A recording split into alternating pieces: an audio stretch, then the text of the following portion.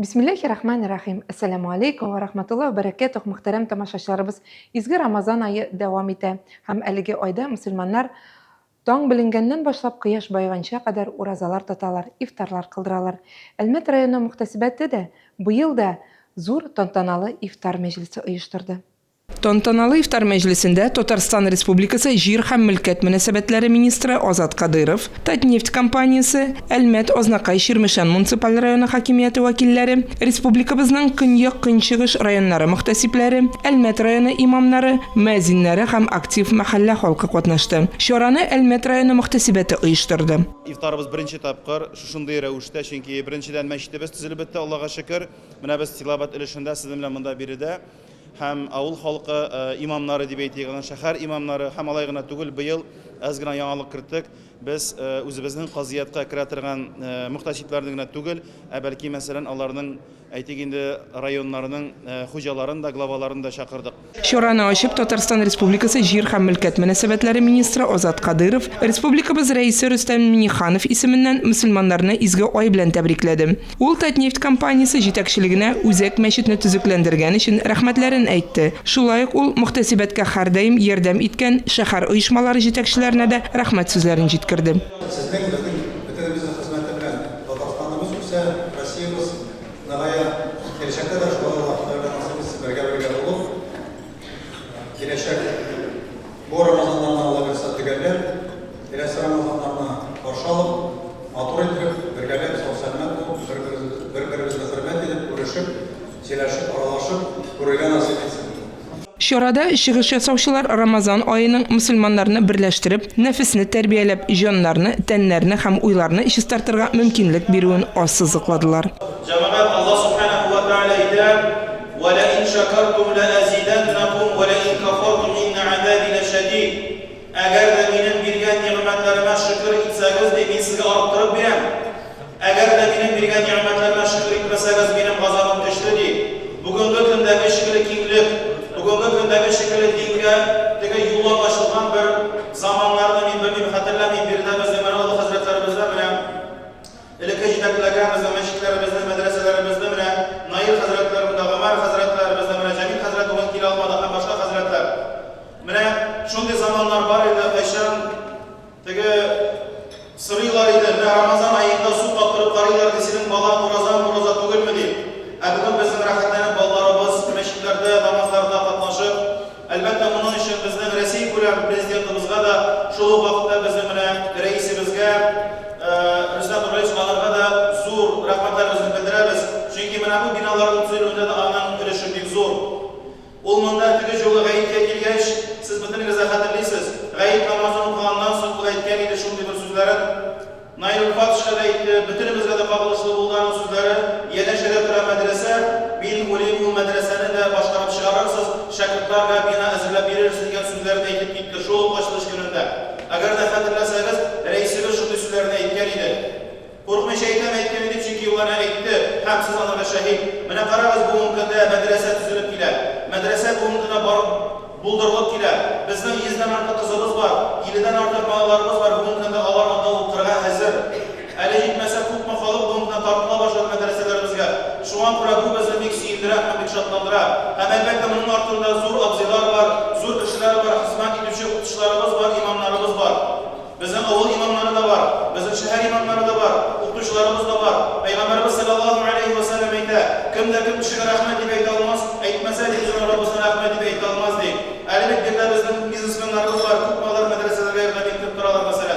Kutma bizim yiğitlerimiz, üzerinde zekatlarını çıkarırlar medreseler. Ama da isimle beklesin kimmeyi, kişiler isimle etken yaratıp bitirmiler. Hazret birinin isimle etme Allah bilse yok. Hatta mesela sonunda şunda bir abimiz gelip gitti, buğaltıyla özüne zekattan kaldırmış. Buğaltı sana da isimlerini yazıp koyayım öyle diye buğaltı bilirsin mesela. Allah tele kurup dura diye benim isimini yazmamız değil. Allah subhanahu wa yazsa benim isimimi değil. Buna şunday İhlas bulan kişiler bulan vakitte bu medreseler, bu meşitler inşallah devamlı olur. Şunun için Allah subhanahu wa ta'ala şükürler bu bildirmek gerek. Ramazan ayında bu mümkünde bizge uraza tuturga mümkünçilik bergen. Ramazan ayının kadri bilirge. Ramazan ayında uraza tuturga. Mene karagız bu mümkünde kup түрәләр, күпебезнең җитәкчеләр, менә главаларыбыз бүген көндә үзләренең мәчетләрендә ифтарлар оештыралар. Хәзрәтләре белән берлектә мәсәлән, Рамил абый булсынмы, Марсель абый булсынмы, менә карагыз главалар. Бөтен җирдә булай бер бар. Ә моның башында кем тора? Моның башында рәис түгелме? Рәис кич әйтмәде безгә телевизордан. Главаларга мөрәҗәгать кылмадымы? Егетләр, ифтарларда катнашыгыз, фәкыйрьләрнең, мискиннәрнең хәлләрен белегез. Һәрбер глава үзенең районнарында ифтарлар оештырсын дип, ул бит аның сүзе. Аның сүзен җиргә тапламыйча бүген көндә безнең главаларыбыз менә бу эшне дәвам итәләр. Җәмәгать, шундый заманнарда яшибез. Шөкер кылмасак, Аллаһ Тәгалә бу ниъмәтне алып куя. Аллаһ Субханаһу ва Тәгалә бирә. Шул вакытта хәтта кайчан без аның кадерен беләбез. Әгәр дә ниъмәтнең, ризыкның, киемнең, утырып йөри торган машиналарның, яши торган йортларның, яши торган җирлекләребезнең кадерен белмәсәк, Аллаһ Субханаһу ва Тәгалә безгә алып сынаулар бирәчәк.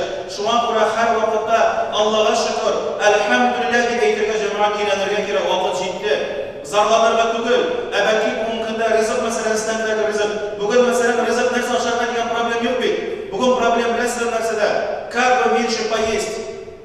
Как бы поменьше поесть дигән проблема бар бүген. Бүген проблема юк нәрсә ашарга дигән. Ләкин җәмәгать моннан ерак түгел, кайбер кардәшләребез сәхәрләре дә юк, ифтарлары да юк, сөхүрләре дә юк, бер нәрсәләре юк. Галимнәргә сорау бирәләр. Без уразаны ничек тотыйк микән? Бездә сәхәр дә юк, бездә ифтар да юк, бездә берәй-бер дә юк дип. Ә без бүген көндә җәмәгать бездә андый проблема юк. Шуңа күрә шундый проблема киләчәктә балаларыбызда булмас өчен без бүген шөкер итәргә тиеш. Һәм менә монда да мин бер генә мисал әйтеп китәсем килә. Ни сәбәпле без гомумән бу дөньяга килдек?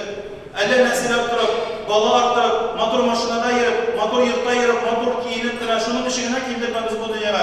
Аллаһ Субханаһу ва Тәгалә әйтә: "Афахасибтум аннама халакнакум абаса ва аннакум илайна ла турҗаун."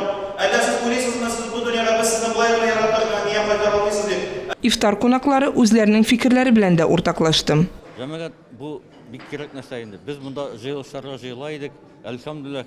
Хәзер инде кунак булып, ифтарга килеп, мөхтәсибәтнең моны шулай безгә хөрмәт күрсәтүе, безнең моны үзебезнең эшләвебезгә әзрәк бәя бирү буладыр инде. Әлхәмдүлилләh шөкер. Аллаһ та рәхмәте булсын. Моны шулай бергәләшеп эшләргә дә, авыз ачарга да, мәҗлесләрендә дә катнашырга насыйп етсен. Ислам дине ул чисталыкка, матурлыкка, дөреслеккә өйрәтә. Һәр вакыт үзеңә, хотя бы үзеңә игътибар итеп, тәртип саклап, шулай итеп дөрес итеп яшәсә халык, ул бик только файдага гына була инде. Шуңа күрә мин бик әҗза булдым, чакырганнарына килдем, катнашырга. Дусларым, танышларым монда күп. Бәйрәм белән. Менә ифтар мәҗлесе бу бит инде безнең өчен шатлык. Бу безнең кешеләребезне берләштерә торган мәҗлес. Бер-беребезне яратып, шулай урашырга насыйп итсен. Бу Рамазан айы бит. Иң якын берләшү айы. Бөтен кылган гамәлләребезнең әҗер саваллар, шул ялгышлыкларыбызның, яхшы гамәлләребезнең бөтенесе дә әҗер савап булар. Бу ифтар мәҗлесендә бит инде бу безнең менә милләтебезне берләштерү, телебезне, илебезне, динебезне саклаучы халкыбыз Аллаһның рәхмәте белән Аллаһ Тәгалә безгә юллар ачты. Мәчетләребез ачык. Һәммә безгә дә инде Әлмәт халкына һәм башкаларга менә шундый изге урыннарга килеп, үзебезнең элеккеге әби бабаларыбызны тоткан мәҗлесләрдә һәм дә инде мәчетләребездә төрле мероприятиялар менә нинди шатлык бит инде безнең өчен бу. Аллаһ Субханаһу Тәгалә киләчәгендә шулай барлык кылсын инде. Һәммәбезгә дә дөнья бакыты, ахират бакыты аның хузурына тулы иман белән әйләнеп кайтырга насыйп итсен. Ифтар мул табыннар артында дәвам итте. Ахырда барча катнашучы илебез, республикабыз иминлеге өчен дуга кылды. Быел Әлмәт шәһәрендә беренче мәртәбә студентлар өчен ифтар мәҗлесе үткәрелде. Киләсе сюжетыбыз әлеге чара турында булачак. Әлмәт шәһәрендә беренче мәртәбә студентлар өчен ифтар Әлмәт районы мөхтәсибәте Ансар Хария фонды, Әлмәт районында урнашкан Татарстан милләтләренең яшьләр ассамблеясы һәм Әлмәт шәһәренең студентлары лигасы тарафыннан оештырылды. Чарада дөньяның төрле илләреннән һәм Россиянең төрле почмакларыннан килгән бүгенге көндә шәһәребездә белем алучы 150 студент катнашты. Әлеге ифтар башка ифтарлардан аерылып тора. Шунсы белән монда күбрәк яшьләр иде бүгенге мәҗлесебездә. Кемдер беренче тапкыр уразасын тота, кемдер бәлкем беренче көнен генә тотучылар да бар. Кемдер әле намаз белән беренче адымнарын гына ясап килүчеләр да бар. Алар инде шушы ифтарга килү белән мәчет белән дә таныштылар. Алар исламның матурлыгы белән дә таныштылар һәм дә инде кызыксынучы теге ниндидер кызыксындырган сорауларын да бирә алдылар. Biz bugün әлеге студентлар ифтарына үзебезнең укучыларыбыз белән килдек. Әлмәт физик культура күллияте студентлары белән. Безнең егетләр, кызлар да шулай ук ураза тоталар, уразада. Һәм инде әлбәттә безнең шәһәребездә шушындый матур, зур чара, бәйрәм үткәрелүе нәкъ менә студентларыбыз өчен бу әлбәттә безне бик сөендерә. Шулай ук күп безнең егет кызларыбыз башка районнардан, башка шәһәрләрдән һәм алар безнең менә шушы Риза Фәхретдин исемендәге Үзәк мәчет белән дә танышасылары килгән иде. Шул ният белән дә килдек. Чара Коръән аятлары белән башланып китте. Әлмәт районы имам мөхтәсибе Исмаил хәзрәт Сунгатуллин яшьләргә мөрәҗәгатендә үзенең студент елларын искә алды һәм Рамазан аеның фазиләтләренә тукталып китте. Бәйрәм табынында студентлар тәмле ризыклар белән сыйланып, оештыручыларның чыгышларын тыңлап, үзара танышып, аралаша алдылар. Кадерле тамашачыларыбыз, тапшырубызны дәвам итәбез.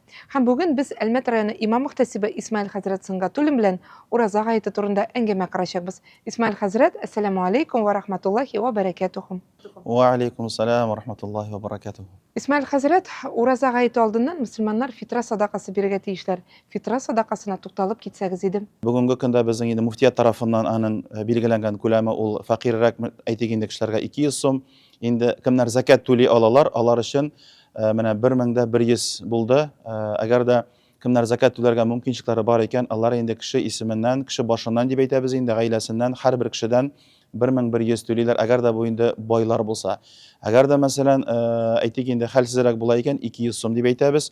Инде гомумән мәсәлән шундый гаиләләр бар, кемнәр бирә алмыйлар икән, монда инде алар өстеннән бу динебездә, чөнки фитра бирү бу ваҗиб булып тора. Әгәр дә кемдә кем бирә алмый икән, аның өстеннән гомумән бу әйбер төшә.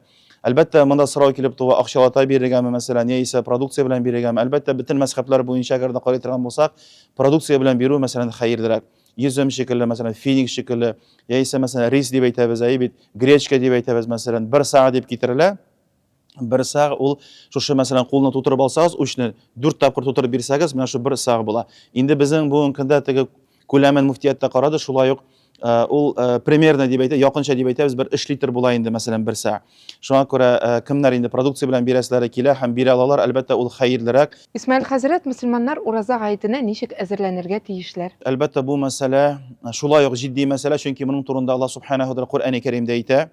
Аллаһ субханаһу ва тааля әйтә: "Хузу зинатакум инда кулли масҗид" дип әйтә. Мәчеткә барган вакытыгызда иң матур киемнәрегезне киеп матурлай барыгыз дип әйтә. Чөнки кайбер вакытта күренешләр шундый, мәчеткә килеп керәләр, теге рабочийлар да килеп керә, башкасы да килеп керә. Әлбәттә ул гаип түгел, ләкин мәчеткә мәсәлән килгән вакытта иң беренче шарт булып тора пөхтә килү. Чөнки Аллаһ субханаһу ва тааля "Хузу зинатакум" дип әйтә, мәчеткә барган вакытта үзегезнең матур киемнәрегезне кигез дип әйтә. Мин әйтмим анда яңа булсын, кыйммәт булсын, брендовый булсын дип, аның турында сүз бармый. Әлбәттә мәчеткә килгән вакытта кешенең өсте иң беренче пөхтә, чиста, аның тәненнән тир исләре килергә тиеш түгел, суган исләре килергә тиеш түгел, чеснок исләре килергә тиеш түгел. Чөнки Пәйгамбәрбез саллаллаһу алейһи ва сәллям тыйды: "Әгәр дә чеснок белән суган ашасагыз, мәчеткә якын килмәгез" дип әйтте.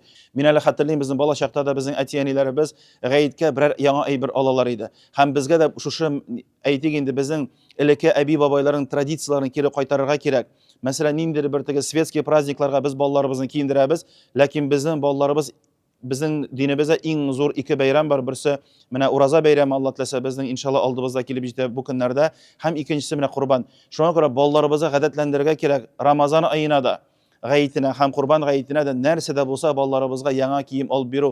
Чөнки Аллаһ субханаһу ва тааля әйтә: "Ва ман ю'аззим шаa'ираллаһи фа иннаха мин тaqвал кулуб". Әгәр дә сез исламның мәрәсемнәрен хөрмәт итсәгез, ул сезнең тaqвалыгыздан дип әйтә. Гаеткә матур иттереп киенү ул исламның мәрәсемнәре. Чөнки Аллаһ Коръәни Кәримдә әйтә, бу җиңел мәсьәлә түгел, бу мәсьәләгә дә җитди булырга кирәк.